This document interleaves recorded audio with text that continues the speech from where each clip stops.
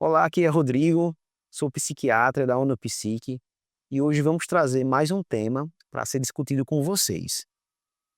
O tema hoje é: você parece bem, mas ainda está ansioso. Nem toda ansiedade ela paralisa, alguns te fazem continuar cansada por dentro. Então, o que eu queria dizer é que, na verdade, existe um tipo de ansiedade que não chama a atenção.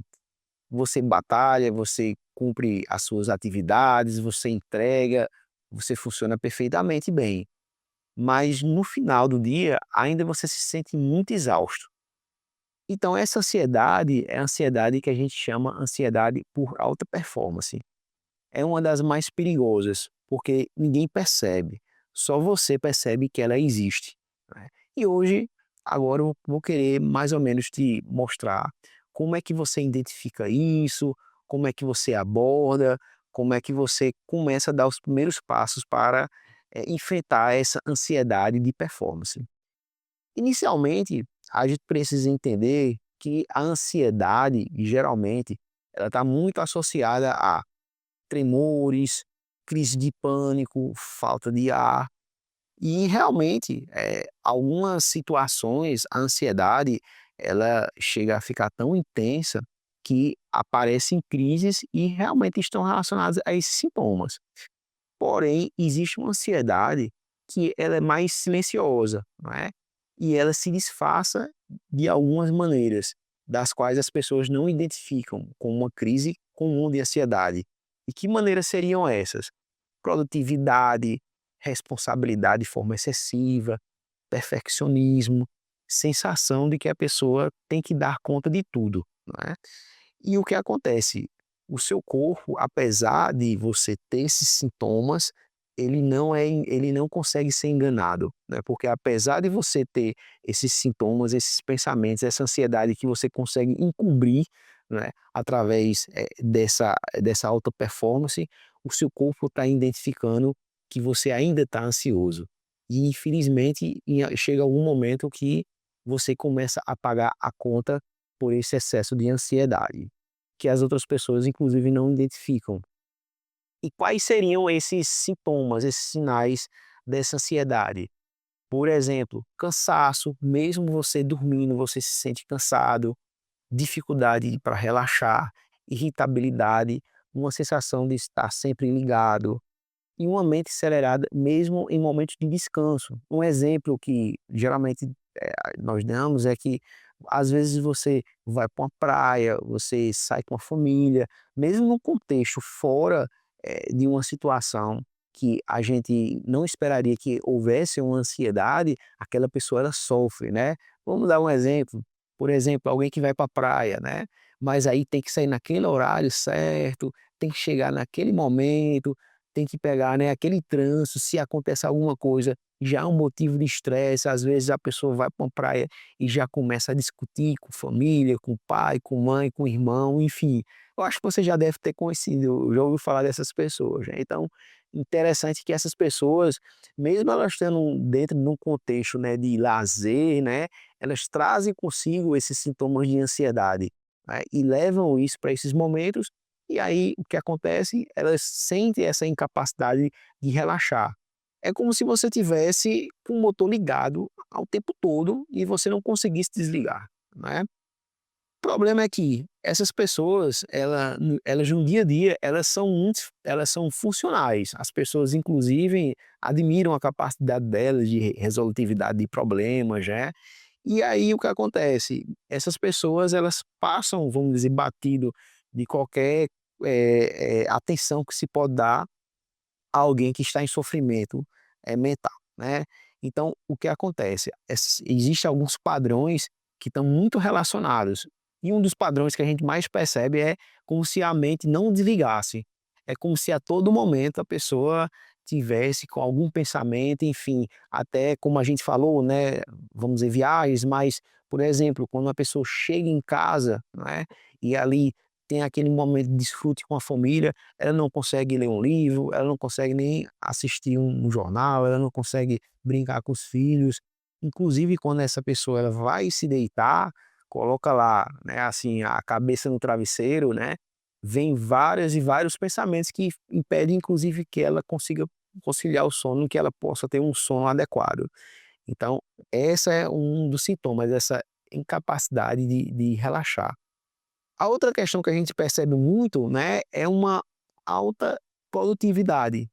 Essas pessoas, mesmo, assim, estando mais tranquila, ou seja, um momento mais tranquilo, né, de lazer, elas tendem sempre, às vezes, a querer estar produzindo alguma coisa, né, ou seja, se ela está numa viagem, ela quer ler alguma coisa que vai ajudar no trabalho, né, ou seja, o foco dela sempre é ter algo produtivo.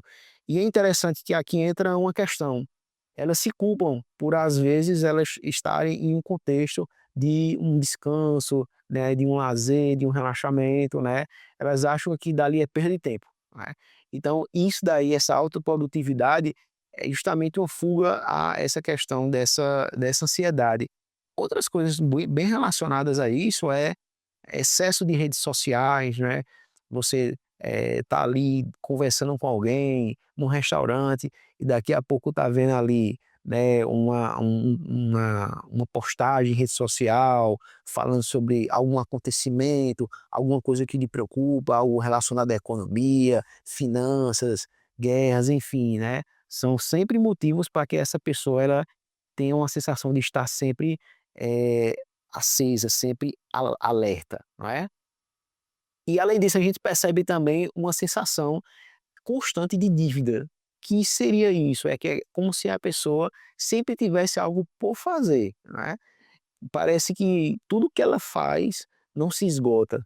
Se ela está, né, no caso, passou o dia todo trabalhando, mas ela sempre tem alguma coisinha para fazer, alguma conta para pagar, alguma coisa, porque, sabe, é como se tivesse, né, faltando algo para ela se sentir como se fosse: "Não, agora realmente eu já completei minhas tarefas".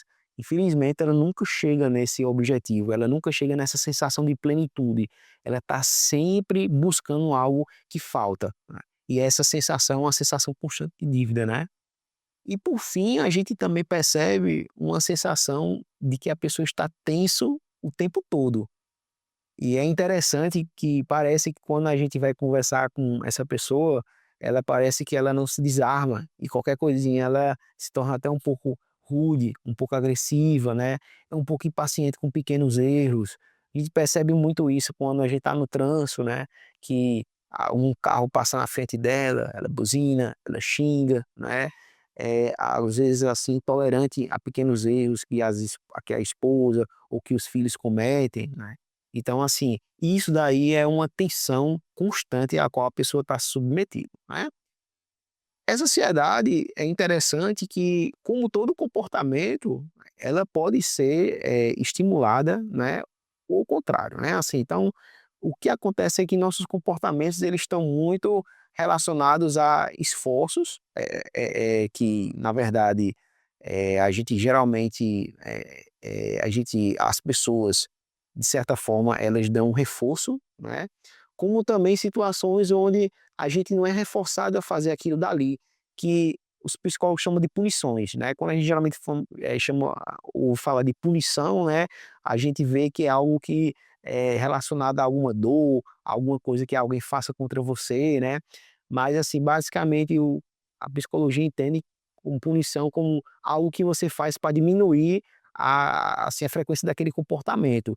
E reforço o contrário, é algo que você faz para aumentar aquela frequência daquele comportamento. Então, o que acontece? Um reforço, né, a esse comportamento é quando as pessoas percebem que você produz, que você entrega, que você resolve problemas, qual é a tendência? É que elas aumentem ainda mais a frequência desse comportamento e por isso que elas reforçam isso, né. Às vezes reforçam te elogiando, né, eh, sabendo que é como se você é que é aquela pessoa que consegue resolver os problemas de toda a família, né. Sendo que o que acontece é o seguinte, você começa a introjetar isso e você começa a fazer uma relação. Se você não tiver, né, assim, entregando algo, se você não estiver funcionando, você não está bem, né. Por quê? Porque isso é reforçado. Então o que acontece, cada vez mais você vai introjetando isso e cada vez mais isso aí vai virando um ciclo vicioso na sua vida, tá.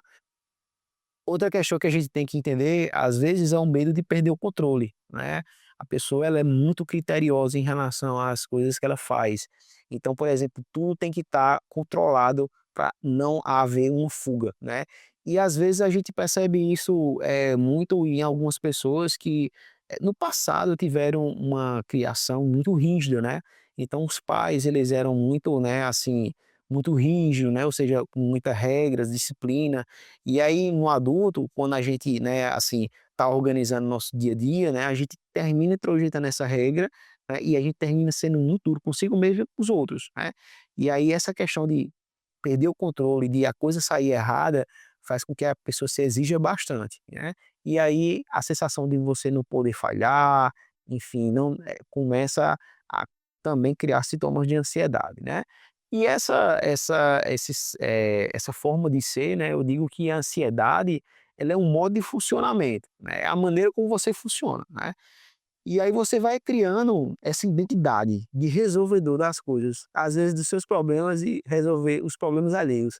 Imagine você, ao longo da sua vida, você se especializa em ser resolvedor dos problemas alheios. E o que acontece é que, imagine se os seus problemas, eles têm uma dimensão que constantemente você está conseguindo achar problemas na sua própria vida para resolver. E aí imagine você começa a expandir isso para querer resolver problemas dos outros. E aí a demanda realmente nunca tem fim. E a tendência é muito essa, né, quando a gente é mais jovem, né, adulto, jovem, a gente, de certa forma, a gente se foca muito nos nossos problemas, né, às vezes faculdade, trabalho, enfim. Mas depois quando a gente vai chegando a uma certa idade, a gente vai querendo resolver problema de outras pessoas e a gente vai aumentando o leque de nossas preocupações. E isso faz com que a gente, né, tenha uma ansiedade, um cansaço, né, que as pessoas elas não vão perceber, tá. E às vezes existe também uma falta de percepção emocional. As pessoas elas nem percebem que elas estão ansiosas, né. Elas só sentem quando elas começam a ficar o quê?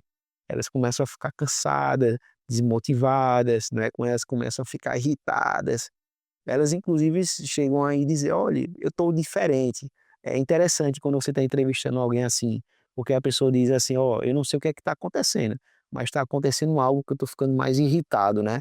E quando você vai entender isso, é justamente essa ansiedade por desempenho que aquela pessoa tem. E geralmente ela não associa a sintomas ansiosos, né. Ela relaciona a outras queixas, até mesmo depressão. Ela diz que é uma depressão, porque ela está triste, mas ela não entende que aquilo dali é essa cobrança excessiva que ela está tendo consigo mesmo, né. E o que acontece? Todos esses comportamentos eles levam a grandes riscos, né. E aí quais são os riscos que podem acontecer, né, principalmente com esses comportamentos sendo eles cultivados de maneira crônica, né. Termina, infelizmente, levando para um síndrome de esgotamento emocional, que algumas pessoas chamam de burnout ou burnout, né. Realmente você começa a ter crises de ansiedade, não é, começa a ter insônia e até, alguns casos, depressão. Então, você vê que é como se você tivesse, né, na verdade, né, andando com o carro, né, acelerando ele com o freio de mão, né, assim, engatado, ou seja, o carro está ali, você está acelerando e ele não está saindo do lugar. Ou seja, você não está imprimindo uma velocidade adequada para aquele carro e aquilo dali termina dando problema no motor do carro. É do mesmo jeito com você, tá? É como se você tivesse a todo momento acelerando, mais que você pode, né, e aquilo dali vai causar problemas no seu organismo, no seu corpo, inclusive resultando nesses sintomas psiquiátricos que a gente acabou de elencar, né.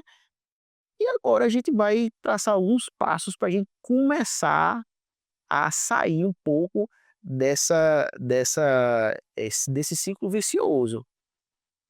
Então o primeiro passo é que você tem que ter, né, uma coragem suficiente para realmente entender que aquilo são sintomas de ansiedade, né, assim. Eu acho que você nomear aquilo é um primeiro passo, mas é o mais importante, por quê? Porque você nomeia, você dá nome àquilo dali, você entende, né, que não é só uma questão de cansaço, né, mas realmente é uma ansiedade que precisa ser abordada e que precisa ser tratada. Então, primeiro passo, reconhecer. O segundo passo seria aprender a tolerar o desconforto de parar, né. E é interessante que, às vezes a gente, tem dificuldade de parar, né. E a gente às vezes precisa, mais uma vez, treinar um pouco isso, né. Imagine você tendo que trabalhar, você tendo que cumprir a sua carga horária, enfim. Eu acho interessante, às vezes, uma pessoa que tira ali 10, 15 minutos para andar, para fazer algum passeiozinho breve ali, para dar uma respirada, né.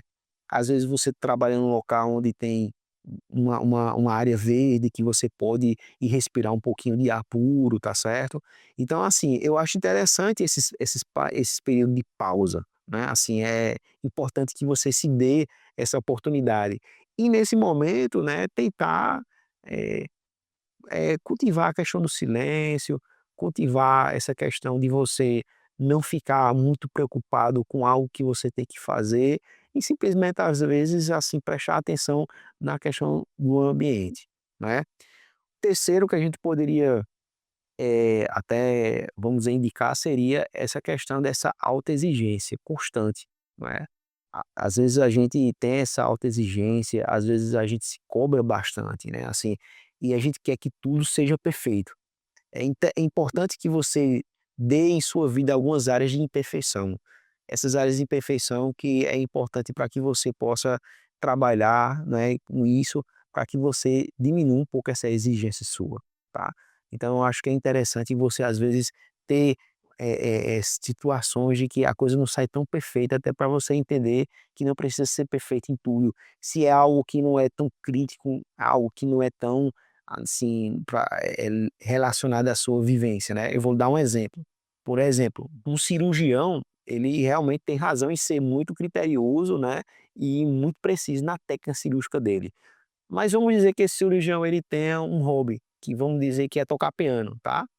Então, assim, ele vai tentar ser, né, vai tocar piano, mas assim, não precisa que ele, né, seja tão perfeito no piano quanto ele ser cirurgião, né. Por quê? Porque um é um hobby e o outro é o trabalho dele. Pode ser uma diferença um pouco, assim, até interessante, né, assim, engraçada, mas isso realmente é verdade.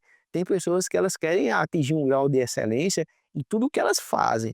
E isso daí praticamente é impossível, alguém que se dedica a vida para ser pianista e outra pessoa que se dedica a vida para ser cirurgião. São realidades totalmente diferentes. Então, esse é um exemplo que eu estou dando, que pode ser vários outros exemplos que a gente pode entender, né, e que não há necessidade necessariamente desse grau de excelência em tudo que você faz, né. E você também, além de, logicamente, essa questão da exigência, você precisa identificar que o seu corpo, às vezes, o corpo ele dá alguns sinais. Por exemplo, essa questão de tensão, fadiga constante, uma sensação de uma respiração curta, né? São esses sintomas que o seu corpo está ali comunicando que aqueles sintomas, ou seja, que a sua ansiedade ela está um pouco exagerada, tá? E por fim, o que que a gente poderia dizer é que se caso você perceba isso e você vê que está interferindo nas suas relações pessoais, no seu trabalho, né, procure consultar um profissional, né, conversar com uma psicóloga, fazer uma terapia, muito importante, né, quem sabe fazer uma avaliação psiquiátrica. Isso daí não é uma questão apenas sobre fraqueza, é sobre você interromper um ciclo que às vezes sozinho é difícil, de você romper, não é? Mas assim, por fim a gente teria que ressaltar isso, que às vezes você pode parecer até bem, mas você está sentindo cansaço por dentro, né. Então o que acontece, colapsar às vezes você não precisa colapsar, né, para que você justificar que algo não vai bem, né. Às vezes é preciso fazer alguns ajustes necessários para que a sua vida ela possa fluir sem tanta pressão, tá. E aí a gente faz a última pergunta, né, você apenas está vivendo ou você está ou só está conseguindo dar conta das coisas que você tem que lidar, né. Então viver não é só dar conta das coisas que você precisa. Viver é muito além disso. Viver é ter qualidade de vida, viver é você ter uma boa relação com sua esposa, uma boa relação com o seu trabalho, né, ter momentos de prazer, né. A vida é muito além de que uma simples fazer coisas, um realizar, Não, ela é viver, ela é sentir, né, assim, é você ter contato direto com o que a vida pode lhe dar de melhor. Se você gostou, curta, compartilhe, comente, né, se inscreva aqui no nosso canal, vai ser muito interessante essa nossa interação. Até mais, pessoal.